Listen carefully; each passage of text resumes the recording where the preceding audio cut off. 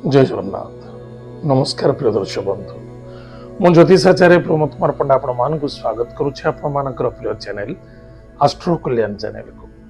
प्रिय दर्शक बंधु, जो व्यक्ति मान चैनल को देखुंत सब्सक्राइब करना सब्सक्राइब करूँ, लाइक करूँ, अधिक अन्य जन हित सेयार करूँ। एवं आसतु जाना मासिकिया राशिफल 1 फेब्रुआरी 2025 ठारू 28 फेब्रुआरी 2025 यानी सन 2025 मसीहार फेब्रुआरी मासटी जो व्यक्ति जन्म जातक राशि हूँ मेष, अन्यथा जो व्यक्ति जन्म जातक लग्न हूँ मेष लग्न।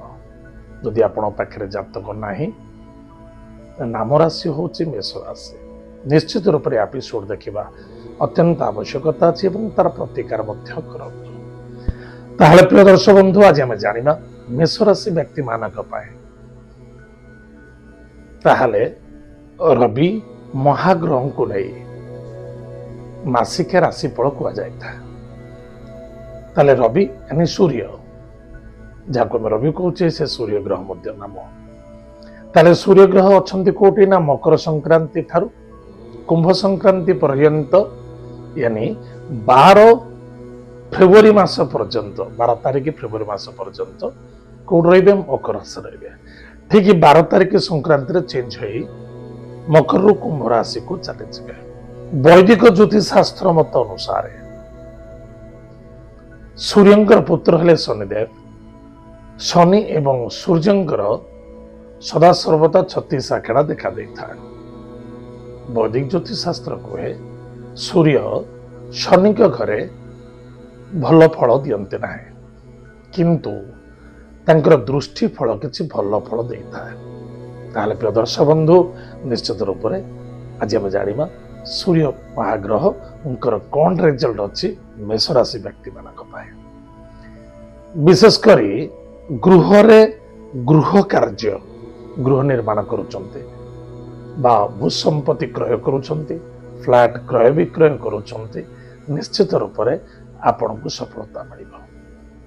संतान को नहीं बा संतान को पाई आनंदित हेबे निश्चित। एतद व्यतीत संतान कर्म कर्तृत्व को नहीं बा तांकर कर्मफल को नहीं टिके चिंता देखा दब। विद्यार्थी विद्या क्षेत्र प्रति टिके ध्यान दबा आवश्यकता अच्छे।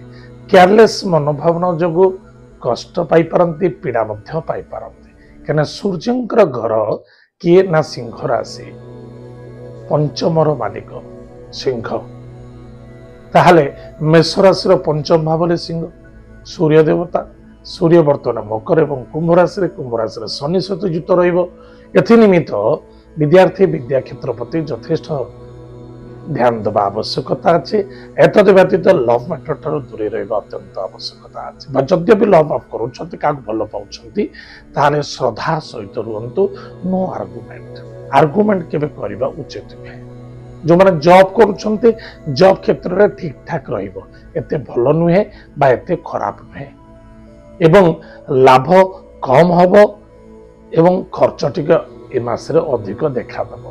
आत्मविश्वास रखिबा बहुत आवश्यकता अछि। निज प्रति निजर आत्मविश्वासता प्रबल रखंतु। मांगलिक कार्य रे मध्य योगदान देबे। तीर्थव्रत मध्य देखा दबो। व्यापार वाणिज्य क्षेत्र में धैर्यर सहित करने बहुत आवश्यकता अच्छे। व्यापार वाणिज्य क्षेत्र में बिल्कुल अस्थिरता हवा उचित नुहे बा व्यस्तता हवा उचित नुहे। वयोज्येष्ठ व्यक्ति को सम्मान आदर भक्ति करंतु। पितृतुल्य व्यक्ति स्वास्थ्य प्रति ध्यान दिंतु।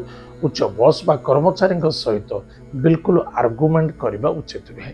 भाई भौणी मित्र सहित मन मिले चलिले निश्चित रूप से आप लाभ रहिबे एवं इनकम सोर्स ठीक ठाक रहिबो। धर्म विरुद्ध हुंतु नाही बा कौनसी आग चला हुई कार्य करबा उचित नुहे। धैर्य सफलतार मूल मंत्र अटे। ताहले प्रिय दर्शक बंधु, पारिवारिक क्षेत्र प्रति टिके ध्यान दबा, सुख शांति समृद्धि को बनी रखिबा बहुत आवश्यकता अछि। ताहले ए मासर प्रतिकार कोन करिबा? प्रत्येक दिन प्रातः समय स्नानादि कार्य सारी भगवान सूर्य नारायण को 1 लोटा जल रक्त चंदन सहित घी टिके मिसाई सूर्य को अर्घ्य दान करवा।